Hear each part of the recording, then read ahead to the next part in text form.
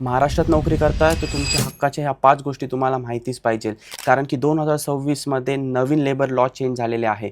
महत्त्वाचे 5 चेंजेस सांगतो, त्यामुळे हा व्हिडिओ नक्की सेव्ह करा. सगळ्यात आधी तुमचा बेसिक पे 50% असलाच पाहिजे तुमच्या पूर्ण CTCचा. डायरेक्ट फायदा कुठे होईल? PF आणि ग्रॅच्युइटी कॅल्क्युलेशनमध्ये, कारण की तो कॅल्क्युलेट होतो बेसिक पेवर.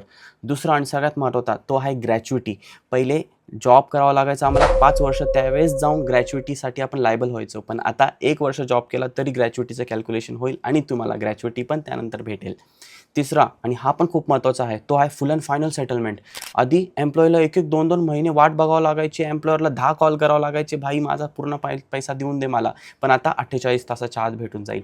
चौथा आता तो आहे 48 तासापेक्षा जर तुम्ही जास्त काम करत आहे पूर्ण हफ्त्याभरात, तर तुम्हाला ओव्हरटाईम पेमेंट द्यावाच लागेल एम्प्लॉयरला. पाचवा आणि हाही महत्त्वाचा आहे, ज्या कंपनीमध्ये 1000पेक्षा कमी कामगार असेल तर त्यांना 7 तारखेपर्यंत सॅलरी देणे अनिवार्य आहे. नाहीतर एम्प्लॉयरला पेनल्टी होऊ शकते. आणि हे व्हिडिओज नक्की सेव्ह करा आणि त्यांच्यासोबत शेअर करा जे महाराष्ट्रात नोकरी करतात.